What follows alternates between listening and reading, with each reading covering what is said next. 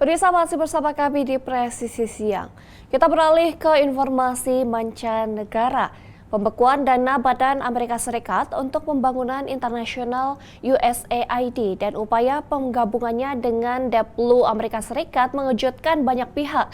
Tapi langkah seperti ini sebelumnya juga pernah dilakukan oleh sekutu dekat Amerika Serikat, Inggris, yang baru-baru ini restrukturisasi bantuan luar negerinya. Berikut kita simak informasi selengkapnya dari VOA.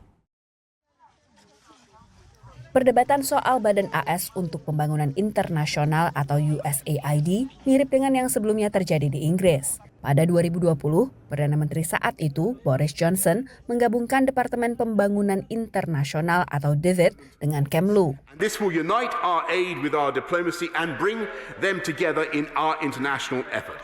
The Foreign Secretary will be empowered to decide which countries receive or cease to receive British aid while delivering a single UK strategy for each country. Langkah Johnson sesuai dengan posisi partainya, Partai Konservatif yang skeptis terhadap pembelanjaan untuk bantuan luar negeri. Not always kind of aligned with what he thought the UK's foreign policy priorities should be. I think there was definitely a sense among those on the right of UK politics that DFID was kind of, a bit too big for its boots perhaps or needed better oversight. Tapi langkah pemerintah Johnson mengejutkan penerima bantuan. Pada 2020, pembelanjaan Inggris untuk bantuan luar negeri juga diturunkan dari 0,7% produk domestik bruto ke 0,5%.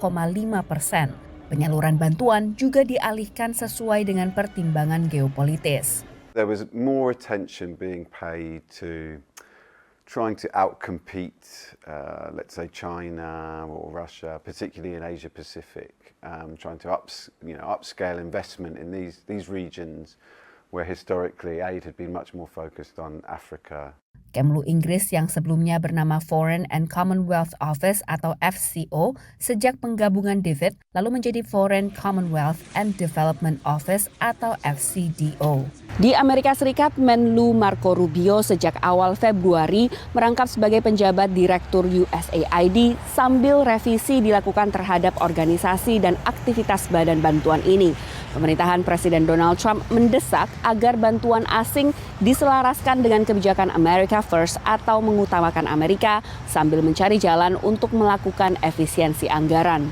Pengalaman Inggris dengan DFID yang kini masuk Kemlu bisa menjadi pelajaran bagi AS, menurut analis. In the UK instance, there was a sort of reputational hit. DFID had a very strong brand, as does USAID. There's also the kind of knock-on impact it has on morale and productivity. I think this is particularly going to be a case in the US. But there is now a sense that the FCDO is the sort of the one voice, and that there are people who have both development and diplomacy experience who are representing the UK in countries where the UK is spending development money. Juga menurut Durant, pengawasan ketat pembelanjaan penting bagi upaya menjaga dukungan publik bagi bantuan luar negeri. Dari Washington DC, Virginia Gunawan dan tim VOA. Pemirsa, langkah-langkah pencegahan kekerasan akibat senjata api di Amerika Serikat telah diperkuat di bawah pemerintahan Joe Biden.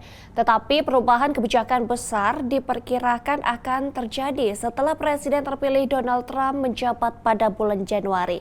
Dan berikut kita simak informasi selengkapnya yang akan disampaikan oleh Fadlia Baraputri, jurnalis dari VOA.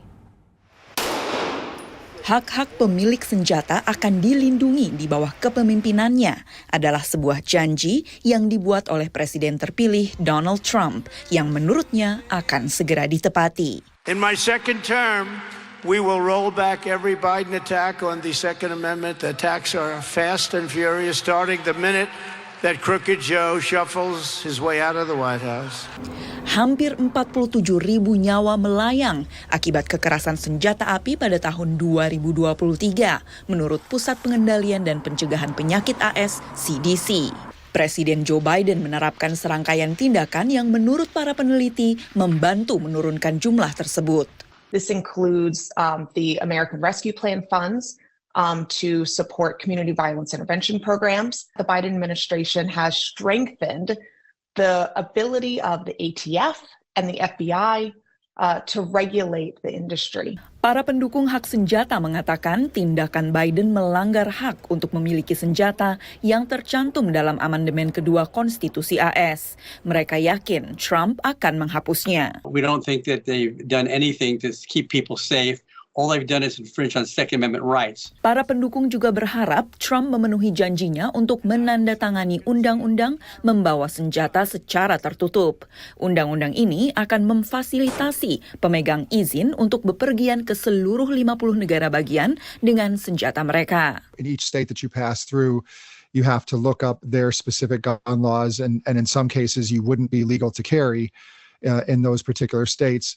So that's something that we would like to see at the federal level. Putra Frank Simorelli bernama Camden yang memiliki riwayat masalah kesehatan mental meninggal beberapa minggu setelah menembak dirinya sendiri pada 2022 dengan senjata yang dibeli secara legal. Simorelli menginginkan langkah-langkah keamanan senjata seperti pemeriksaan latar belakang yang lebih ketat agar tetap berlaku di bawah pemerintahan Trump. You know, if a mom or dad wants to keep a gun in the house for protection, I have no problem with that. The problem I have is, why does your right to have a gun overshadow my right to keep a gun out of my house? Survei Pew Research menunjukkan ada dukungan bipartisan yang luas di antara masyarakat Amerika untuk mencegah orang dengan gangguan kesehatan mental untuk membeli senjata api. Namun masyarakat Amerika tetap terbelah pada sebagian besar proposal kebijakan mengenai pengaturan senjata api. Dari Washington DC, saya Valdia Baraputri dan tim VOA. Pemirsa, tetaplah bersama kami, Presisi Siang akan segera kembali.